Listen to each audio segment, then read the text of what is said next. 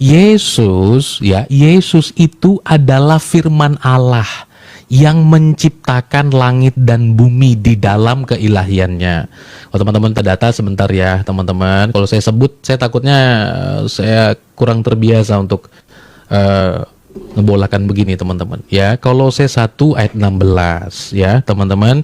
Di sana dikatakan, karena dialah telah diciptakan segala sesuatu yang ada di sorga, yang ada di bumi, yang kelihatan, yang tidak kelihatan, baik singgasana maupun kerajaan, baik pemerintah maupun penguasa, segala sesuatu diciptakan oleh Dia untuk Dia. Nah, jadi kalau teman-teman ya, tolong ya ayatnya di-save ya, biar saya cepat balik ya. Jadi kalau kita mengatakan bahwa Yesus turun dari sorga itu tadi dimaknai adalah kemanusiaannya yang turun, teman-teman, ya itu kan sesuatu yang keliru.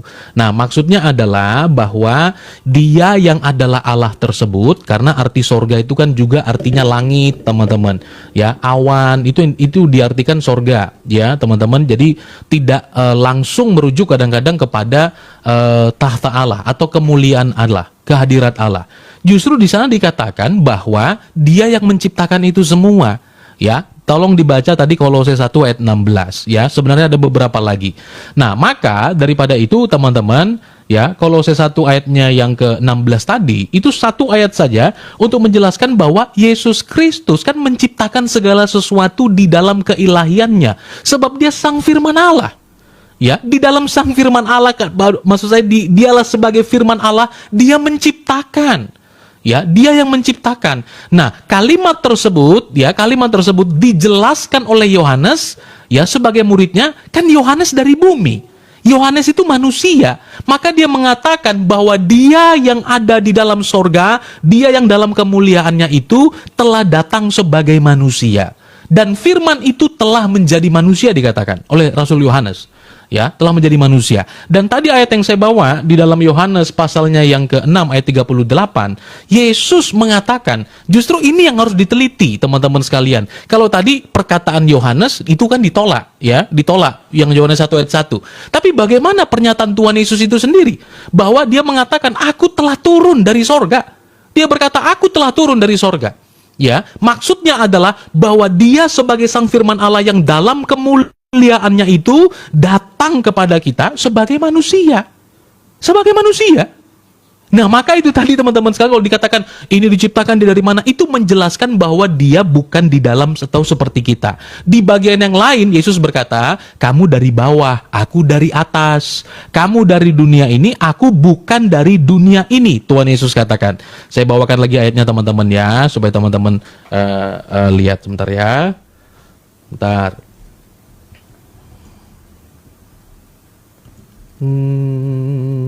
Sebentar. Ya, Yohanes pasalnya yang ke-15 ayat 19. Ya, saya bacakan. Tuhan Yesus menyatakan seperti ini. Ya. Sekiranya kamu dari dunia, tentulah dunia mengasihi kamu. Ya, tetapi kamu bukan dari dunia ini, melainkan aku telah memilih kamu dari dunia, sebab itulah dunia membenci kamu. Sorry, ini ayatnya untuk kepada murid-muridnya juga ya, teman-teman ya. Bentar. Sorry. Yesus berkata, sebentar ya.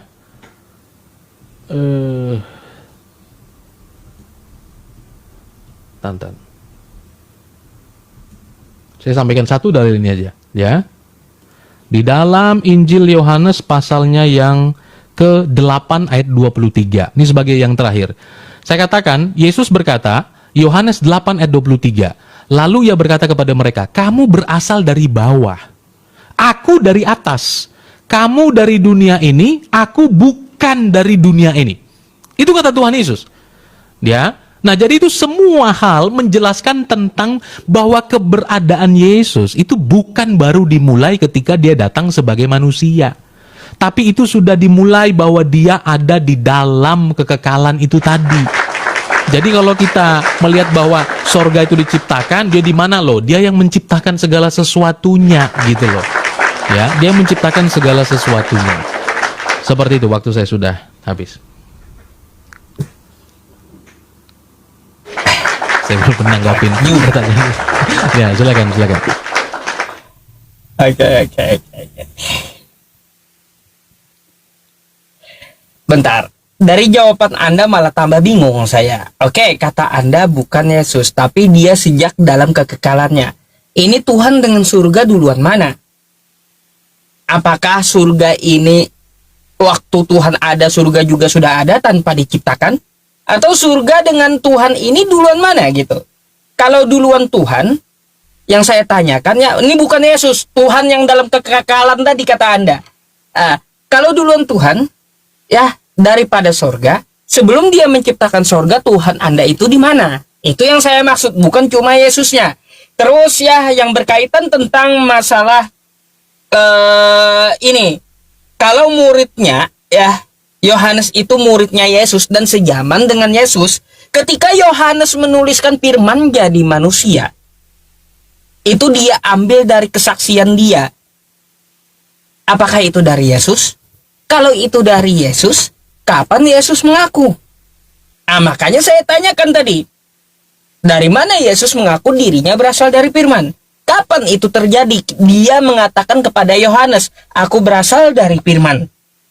Itu yang saya tanyakan dari tadi. Kalau Yohanes itu adalah muridnya Yesus, kapan Yesus ngomong kepada Yohanes, ya, kapan?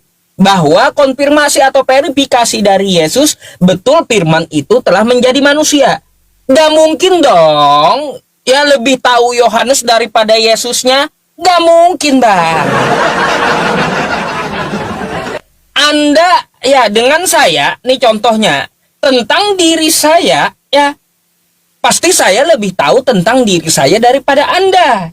Begitu juga Yohanes dengan Yesus. Pasti lebih tahu Yesus tentang dirinya daripada Yohanes. Kalau Yohanes menuliskan firman jadi manusia, di mana Yesus mengatakan kepada Yohanes, aku berasal dari firman yang jadi manusia? Kapan itu terjadi? Tanggal berapa, tahun berapa? Yesus ngaku kepada Yohanes seperti itu. Itu yang kita cari. Kalaupun Anda mengatakan, coba kalau kita banding dengan Nabi Muhammad, tidak ada saksi tuh Nabi Muhammad terima wahyu. Kan kayak gitu. Di dalam gua. Yang di dalam gua itu cuma 5 ayat. Ya, sisanya Aisyah tuh, lihat waktu wahyu turun. Aisyah istri Nabi tuh lihat. Sahabat-sahabatnya juga lihat ketika wahyu itu diturunkan. Hadisnya ada. Gitu. Jadi kalau yang di dalam gua yang Anda masalahkan, kalaunya kita mau rame-rame, ya mau rame-rame ke dalam gua, kita ini mau terima wahyu atau mau kondangan gitu di dalam gua. Coba Anda ke Yohanes 17 nomor 8. Saya akan kembalikan pertanyaan Anda tersebut ya tentang masalah penerimaan wahyu dari Yesus ini. Ya, nih kata Yesus ya kayak gini. Sebab segala firman yang engkau sampaikan kepadaku, kata Yesus, telah kusampaikan kepada mereka. Dan mereka telah menerimanya. Pertanyaannya gini Bang, ya, kapan dan siapa saksinya Yesus ya dilihat menerima firman? Siapa saksi Yesus terima firman gitu loh? Karena Yesus terima firman dari Tuhannya yang telah disampaikan oleh Yesus. Ini siapa saksinya? Ya, Yesus terima firman. Kapan terjadinya? Kalau Nabi Muhammad kan terima firman dari Tuhan, ya di dalam goa Anda tahu sendiri. Waktu mereka di tengah sahabatnya, waktu Nabi di tengah sahabatnya, waktu istrinya melihat penurunan firman atau wahyu. Itu jelas kalau Nabi Muhammad. Ini Yesus terima firman ini siapa saksinya dan kapan gitu loh. Saya heran. Ini pula yang balik kita tanya. Jadi Bang Jaki menurut saya serba nggak jelas gitu loh. Dari apa yang Anda jelaskan malah banyak kritiknya dari saya. Maka dari itu ya setidaknya dapat Anda jabarkan dari Yohanes tadi. Dia Yesus mengaku kepada Yohanes kapan? Ya, terus Yesus terima firman ini siapa saksinya? Kapan dan di mana gitu loh. Karena tiba-tiba di sini Yesus menyampaikan dia terima firman dan telah disampaikan firman-Nya itu kepada murid-muridnya. Gitu Bang. Tolong dijawab. Terima kasih.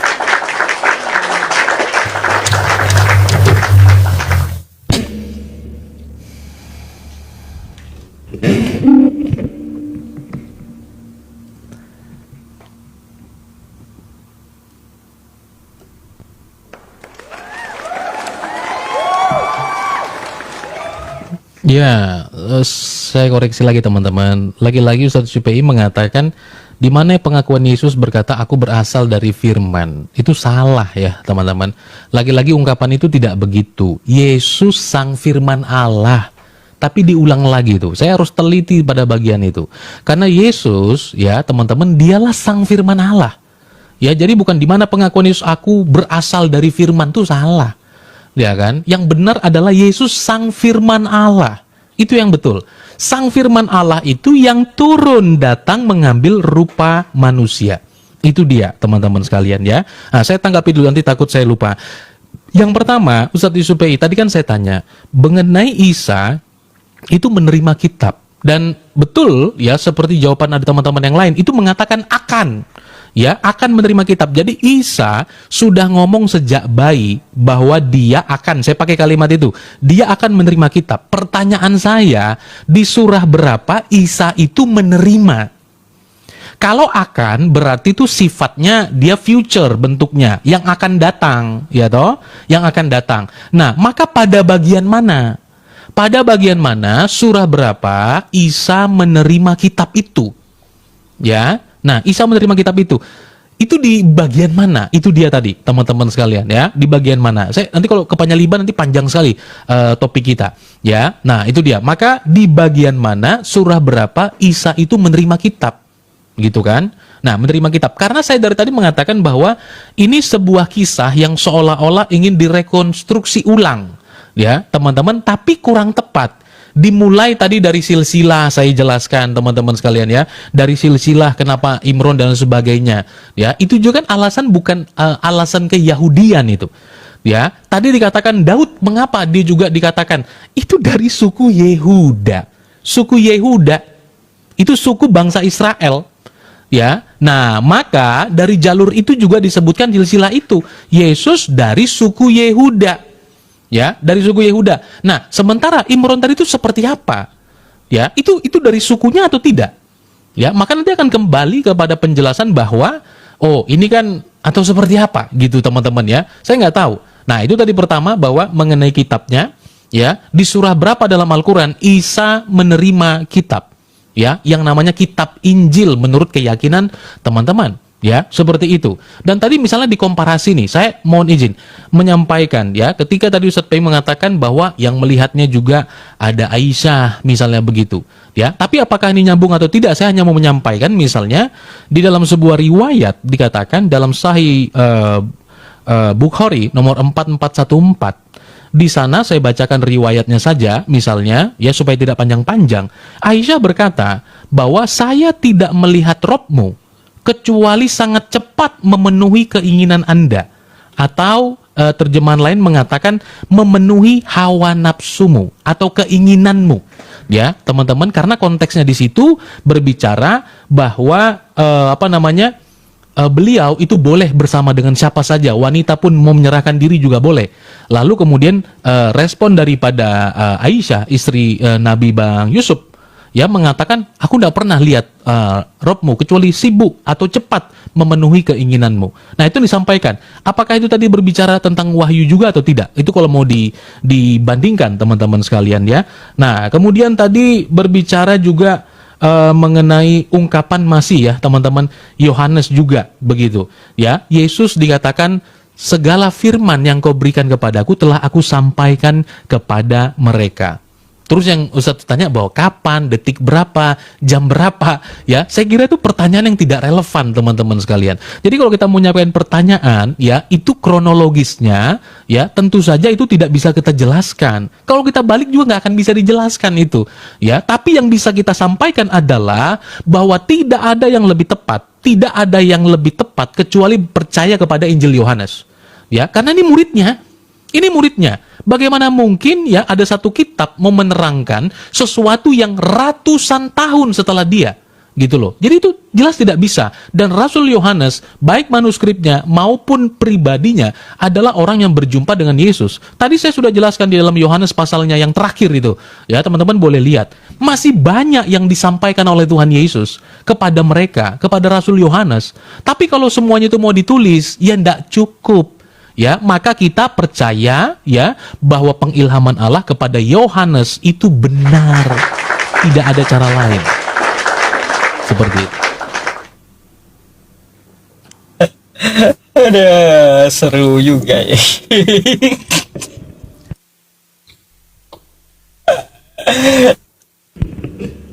Silakan. Baik, saya akan jawab dulu permintaan Bang Jeki ya. Kapan Nabi Isa itu terima? Katanya di ini ya teman-teman. Nih ya. Qala inni abdullah atani alkitab wa ja'alani nabiyya, dan Isa berkata sesungguhnya ya aku ini hamba Allah, dia memberiku Alkitab Injil dan dia menjadikan aku seorang nabi. Di sini dapat kita lihat ini adalah fi'il madhi ya teman-teman, di masa lampau telah terjadi. Kalau mudhari'nya ya ja'alni, kan kayak gitu. Jadi wa ja'alani itu ya adalah fi'il madhi yang udah dinubuatkan Nabi Isa dia akan diberikan kitab Injil. Jadi kapan gitu kitab Injilnya diterima? Anda silakan ke dalam surah Al-Maidah ayat 46. Ya. Wa qaffayna ala atharihim bi'Isa bani Maryam musaddiqan lima baina yadayhi minat Taurah wa atainahul Injil. Ya, tuh. Dan kami iringkan jejak mereka nabi-nabi Bani Israel dengan Isa putra Maryam, membenarkan kitab sebelumnya yaitu Taurat, dan kami telah memberikannya kitab Injil sedang di dalamnya ada petunjuk. Kapan diberikan kepada Isa putra Maryam? Yaitu ketika ya setelah berlalu masa Taurat. Jadi waktu dia diutus, waktu dia akan menjadi nabi. Injil itu pula perlu Anda ketahui di Al-Maidah ayat 68 bukan gedebuk buku. Injil itu adalah ajaran. Qul ya ahlal kitab lastum ala syai'in hatta tuqimut Taurah wal Injil. Katakan wahai ahli kitab, kamu tidak dipandang beragama sedikit pun ya hingga kamu menegakkan ajaran, Bang. Taurat, Injil dan Al-Qur'an. Injil itu ajaran, bukan gedebuk kitab dari langit atau dibawa lahir oleh Nabi Isa gitu ya. Ya jelas artinya apa? Nabi Isa itu menerima firman dari Tuhan. Firman dapat kita ketahui tidak berbentuk buku, pastinya berbentuk oral yang di dalamnya mengandung ajaran. Oke? Artinya ketika Nabi Isa diutus ya, waktu dia sudah diutus, kapan dia diutus, maka di situ juga firman itu diturunkan kepada Nabi Isa setelah zaman Taurat Nabi Musa. Oke? Nah, yang menjadi tanggapan saya begini, Bang. Ya, kalau Yesus tidak memverifikasi Yohanes, lalu atas dasar apa Anda memaksa orang untuk percaya dengan tulisan Yohanes? Berkaitan dengan Nabi Muhammad itu lepas konteks, mungkin tidak saya jawab gitu ya tentang Aisyah dan Nabi Muhammad tadi. Nah, kan kayak gitu. Yang kita pertanyakan ya, atas dasar apa kamu memaksa orang-orang percaya dengan tulisan Yohanes sedangkan verifikasi dari Yesus tidak pernah ada gitu loh. Ayo. Kan kayak gitu. Kalau dibalik bertanya kata Anda, ya segala firman yang engkau berikan kepadaku telah kusampaikan kepada mereka. Ini saksinya siapa? Yesus terima firman. Itu lagi. Saya heran aja di situ teman-teman. Firman terima firman jadinya. Firman Yesus yang firman yang jadi manusia terima firman pula. Firman terima firman kan jadinya di situ. Nah terus juga ya tanggapan saya tentang masalah penjelasan Anda masalah surga. Tadi saya belum dapat jawaban yang rinci. Tuhan Anda berada di mana? Ya ketika surga itu belum dia ciptakan. Itu belum Anda rincikan kepada saya. Jadi itulah. Satu lagi.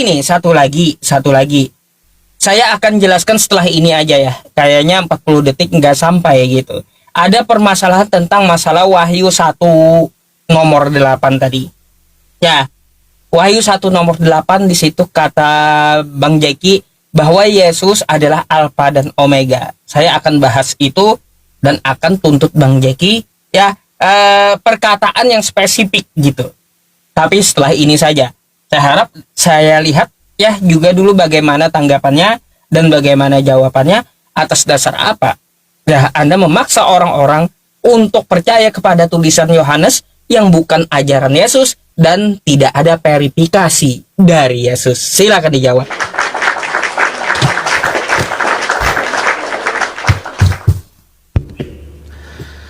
Oke. Baik. Sorry, belum.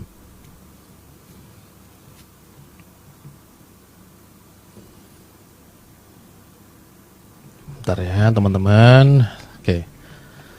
Baik. Tadi kan pertanyaan saya yang pertama ya, bagaimana Ustadz Yusuf PI menyatakan bahwa Injil sekarang menjadi ajaran, bukan kitab lagi Ustadz, atau bagaimana? Gitu ya. Nah, karena di dalam surah Maryam 30 yang Ustadz Yusuf PI juga sendiri sampaikan ya pada mula itu tadi yang di awal ya, di dalam bahasa Arabnya saya kira Ustadz Yusuf PI lebih tahu ya, dalam bahasa Arabnya disebut itu kitab apa bukan Ustadz ya. Nah, disebutkan bahwa itu kitabah. Nah, lalu kemudian yang diterima jadi ajaran. Jadi sebenarnya kitab apa ajaran nih? Ya kan?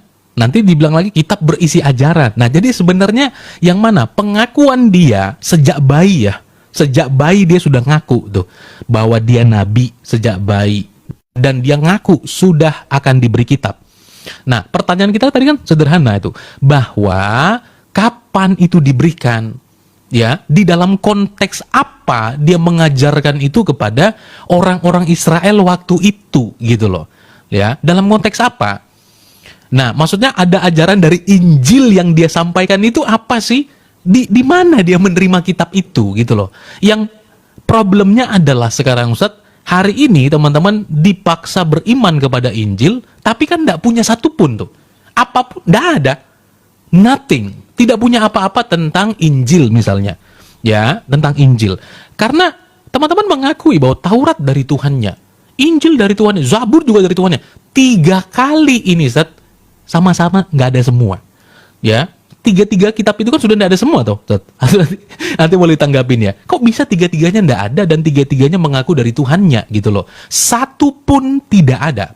Nah, maka tadi pertanyaan saya fokus kepada Isa tadi, bahwa di dalam konteks apa dia menerima wahyu itu. Ya, dia menerima firman itu tadi di surah berapa gitu. Karena yang Ustaz tadi sampaikan itu ajaran, sementara pengakuan Isa adalah kitab. Gitu loh, ya, adalah kitab. Nah, itu tadi saya minta ditanggapi teman-teman ya. Nah, berikutnya ya kan, tadi Ustadz mengatakan atas dasar apa memaksa misalnya orang percaya kepada Injil Yohanes misalnya teman-teman ya, atas dasar kewarasan. Kenapa teman-teman sekalian? Injil Yohanes ya, itu adalah salah satu manuskrip yang paling tua atau paling sezaman ya dengan Tuhan Yesus Kristus. Ya, kurang lebih mungkin 19 sampai 20 tahun ya setelah Yesus. Nah, jadi teman-teman sekalian, mungkin teman-teman dalam pikirannya, jadi waktu penulisan Injil itu murid-murid duduk di samping Tuhan Yesus kayak wawancara begitu ya. Teman-teman pegang-pegang pegang-pegang pulpen di samping Tuhan Yesus. Tentu tidak demikian teman-teman sekalian, ya. Tidak demikian. Tetapi yang perlu kita ketahui bahwa tidak ada yang lebih pasti yang bisa kita yakini selain daripada murid-murid. Dan apa dasarnya? Murid-murid pasca Tuhan Yesus naik ke sorga. Lihat teman-teman ya, sistematikanya ini. Ini luar biasa banget. Itulah keuntungan kalau orang meyakini sesuatu, tapi barangnya ada. Jadi kronologinya tuh kita pahami ya, bahwa murid-murid masih bersama-sama pasca Tuhan Yesus naik ke sorga. Masih bersama-sama. Ya, nah masih bersama-sama, kemudian ada jemaat mula-mula dan sebagainya. Ya, nah itulah bahwa murid-murid masih bersama-sama, bahkan sampai pemilihannya atau dinyatakannya pemilihan Allah kepada Rasul Paulus. Nah, maka daripada itu teman-teman sekalian bahwa Rasul Yohanes, perhatikan teman-teman semua, adalah orang yang hidup sezaman dengan Tuhan Yesus Kristus. Pengilhaman Allah kepada rasulnya ya itu bukan pendiktean seperti yang teman-teman ketahui, tidak gitu ya. Nah, kemudian tadi mengenai firman, menerima firman misalnya gitu. Nah, itu problem teks juga gitu ya. Tadi Ustaz Yusuf PI di dalam kemampuannya menjelaskan bahasa Arab ya, teman-teman, tapi tadi lost tuh. Yang pertama kitabah itu tadi ya, teman-teman ya. Di dalam Yohanes 1, teman-teman ya, Yohanes 1, kata firman itu dipakai kata bahasa Yunaninya itu logos. Saya nggak bisa ngezoom teman-teman, mohon maaf ya. Saya nggak bisa ngezoom ini bahasa Yunaninya logos, teman-teman. Ya, logos. Ini kata yang berbeda ketika Yesus mengatakan segala firman yang telah Engkau sampaikan. Kata firman yang disebutkan di situ itu menggunakan bahasa Yunaninya itu remata. Itu loh. Ya, remata, bukan logos. Sekali lagi ungkapan tadi yang keliru adalah mengatakan Yesus dari firman. Ya, teman-teman, berasal dari firman. Nah, itu yang keliru. Karena Yesus sang firman itu sendiri yang adalah Allah pula. Ya, seperti itu. Ya, silakan. Mohon maaf kalau ada yang belum sempat dijawab, boleh di replay nanti Ustaz ya. Mungkin berapa kali lagi kita? Oke. Boleh, saya nggak ada pertanyaan lagi. Mungkin saya hanya menjelaskan pertanyaan Anda saja gitu. Habis itu Anda tanggapi, habis itu closing mungkin. Boleh? Silakan.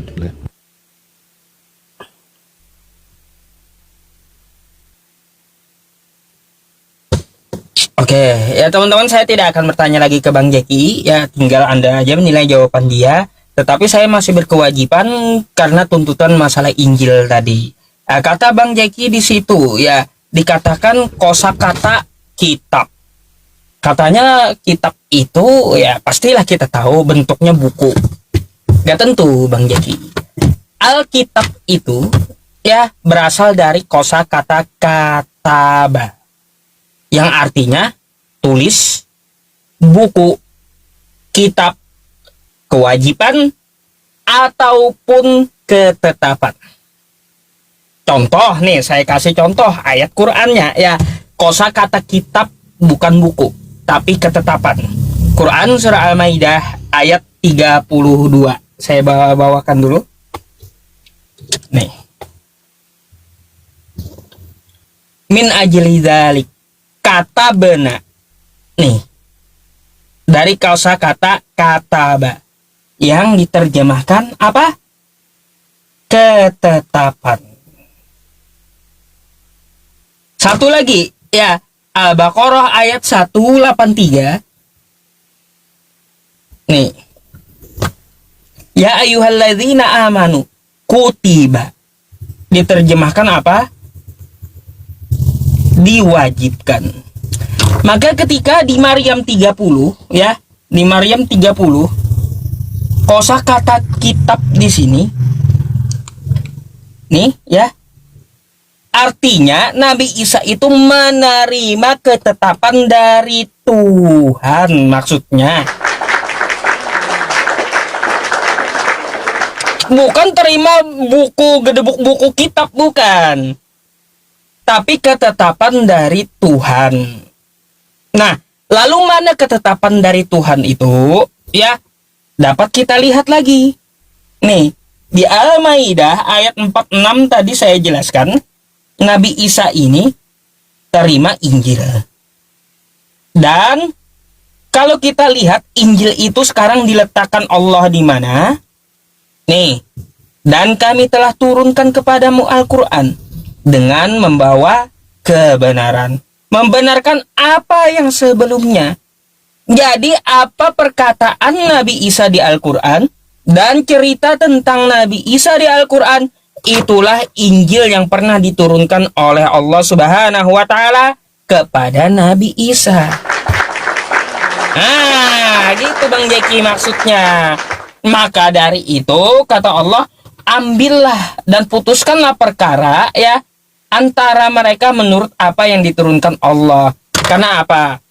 Al-Quran itu adalah kitab verifikasi dari kitab sebelumnya. Kitab-kitab atau ajaran sebelumnya itu telah berubah-ubah. Contoh kitab Anda, tiap tahun kan ada revisian yang terbaru. maka sebenarnya yang pernah diturunkan kepada Nabi Isa itu seperti apa? Karena dapat kita lihat ya, Quran surah Al-Baqarah ayat 79. Fawailul lilladzina yaktubuna al-kitaba bi aydihim thumma yaquluna hadza min indillah liyashtaru bihi thamanan qalila. Fawailul lahum mimma katabat aydihim wa wailul lahum mimma yaksibun. Celakalah orang yang menulis kitab, memasukkan ideologinya ke dalam kitab tersebut untuk mengambil keuntungan yang sedikit. Lalu dikatakannya ini dari Allah. Contohnya ada kitab yang setiap tahunnya selalu revisi gitu loh Bang. Untuk apa direvisi? Mengambil keuntungan yang sedikit. Lalu dikatakan ini kitab dari Allah. Firman Tuhan bisa direvisi manusia. Waduh, wa ma huwa min indillah. Padahal itu bukan kitab dari Allah. Makanya Allah simpan bagaimana ajaran Nabi Isa yang sebenarnya. Inna hadza la fis suhufil ula. Al-Quran ini adalah kitab yang utama. Silahkan Anda lihat Al-Quran, apa cerita tentang Nabi Isa dan apa yang diajarkan Nabi Isa. Innallaha huwa rabbi wa rabbukum fa'buduh hadza siratum mustaqim. Dan menyembah Tuhan Allah adalah jalan yang lurus. Itulah Injil, mentauhidkan Tuhan semesta alam. Itu maksudnya. Jadi lihatlah gitu, lihatlah. Makanya kami tidak mengatakan kitab Anda salah semua. Kalau diverifikasi oleh Al-Quran, maka kami akui itu adalah kebenaran dari Yesus. Enggak kami katakan salah semua. Gitu. Makanya kan ada di kitab Anda, aku akan kembali kepada Bapakku dan Bapamu, Tuhanku dan Tuhanmu, Allahku dan Allahmu. Makanya di Al-Quran, Innallaha huwa rabbi wa rabbukum fa'buduh. Sesungguhnya Allah adalah Tuhanku dan Tuhanmu. Gitu maksudnya. Tanggapan akhir Bang, tanpa pertanyaan, dan habis itu saya closing duluan, habis itu Anda closing. Oke. Ya, jadi yang pertama Ustadz Yusuf PI menunjukkan bahwa kata itu juga dipakai untuk bla bla bla. Tapi katanya kata itu tidak persis sama itu. Bisa disebutkan ketetapan, bisa disebutkan ajaran, ya. Tetapi kata bah itu tadi yang kita mau persis sama. Itu kan tadi yang Ustadz Yusuf PI sampaikan itu, ya, itu dengan ayat atau dengan kalimat dalam bahasa Latin yang saya baca ya, itu beda banget tuh. Ya, beda sekali. Nah, maka kata kitabah itu tadi, saya kira penafsir itu bukan orang yang nggak belajar, ya, atau penterjemah itu bukan orang yang nggak belajar. Mereka semua, baik di dalam versi terjemahan yang lain misalnya, itu mengatakan makanya diterjemahkan Alkitab, gitu loh. Terjemahannya jadinya Alkitab dalam kurung Injil, gitu loh. Nah, maka kalau tadi menyampaikan referensi beberapa ayat-ayat itu tadi, kalau itu juga benar, kenapa tidak pakai itu? Ya, sehingga Ustadz Yusuf PI harus kemudian mencari referensi lain dan juga terjemahannya tetap juga Alkitab gitu loh. Ya, di Alkitab. Dan kemudian kalau kita melihat di dalam tafsir-tafsirnya, semuanya menjelaskan kitab. Ya, tafsir Al-Muyassar Kementerian Agama Saudi Arabia misalnya memberiku kitab, yaitu kitab Injil dikatakan, ya, dan masih banyak lagi teman-teman sekalian. Nah, kemudian teman-teman sekalian ya, tadi juga ini sudah tanggapan akhir ya mengenai pernyataan-pernyataan Ustadz Yusuf PI gitu kan.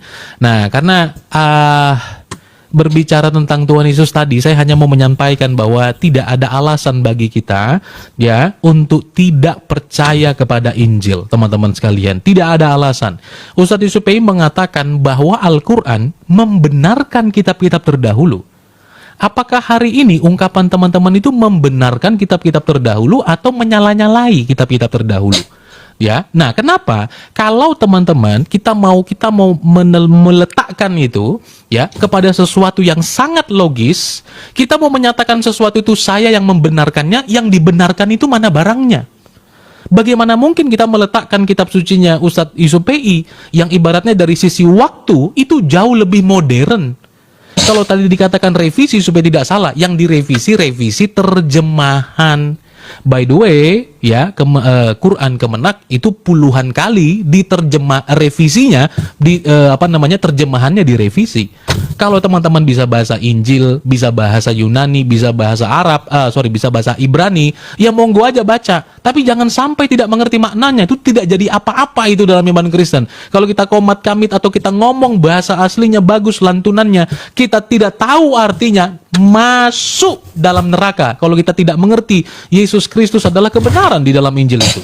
Nah, itulah sebabnya teman-teman sekalian bahwa kita sebagai orang Kristen tuh sangat bersyukur sekali. Di dalam Lukas pasal 24 Tuhan Yesus menyebut 3 kitab, yaitu Yesus berkata, semua yang tertulis tentang aku dalam kitab Taurat Musa, kitab para nabi, Mazmur Daud harus digenapi, itu kata Tuhan Yesus. Ya, nah tetapi kalau kita melihat misalnya kitab menyatakan bahwa ada nama nabinya Ustadz Yusuf PI yang disebutkan di dalam Taurat dan Injil. Itu disebutkan ada nabi yang ummi yang namanya disebutkan tertulis dalam kitab mereka, yaitu Taurat dan Injil. Sampai detik ini itu tidak pernah ada. Itu mungkin tema yang lain ya, tapi itu pernyataan saya hari ini menyatakan bahwa memang tidak ada. Gitu loh. Nah, maka kalau tadi kita berbicara tentang kitab dan mengatakan dituliskan dan revisi, yang pertama itu yang direvisi adalah revisi terjemahan, dan juga kitab suci dalam konteks Kemenak Quran juga revisi terjemahan bahkan puluhan kali ya teman-teman, dan itu bukan ada masalah tuh. Kami orang Kristen tidak teriak-teriak, "Wow, mosok direvisi." Kami tahu yang direvisi itu terjemahan, ya, karena itu tidak masalah gitu teman-teman sekalian. Yang tidak boleh merubah makna itu yang tadinya Yesus disalib jadi tidak disalib. Nah, itu perbedaan sangat artinya dan maknanya juga sekaligus berubah, ya. Nah, itu dia teman-teman sekalian ya, dan teman-teman yang juga mendengarkan jawaban Ustadz Yusuf PI dan saya juga, ya. Sekali lagi saya katakan tidak ada alasan bagi kita untuk tidak percaya kepada kitab Injil, kepada orang-orang yang hidup sezaman dengan Tuhan Yesus. Rasul-rasulnya ada 12. Orang-orang yang percaya kepada Tuhan Yesus, bahkan pasca Tuhan Yesus naik ke surga, itu bertambah, teman-teman sekalian. Di dalam Kisah Para Rasul pasal yang kedua, bahkan bertambah 3.000 jiwa. Banyak hal yang dituliskan oleh rasul-rasul dan yang mereka jelaskan, mereka terangkan. Itu sangat amat ya teman-teman, sangat amat membuat kita tahu bahwa ajaran itu teman-teman yang datang daripada sorga itu adalah ajaran yang benar. Dan Roh Kudus mengilhamkan kepada semua mereka untuk boleh percaya kepada Injil. Seperti itu.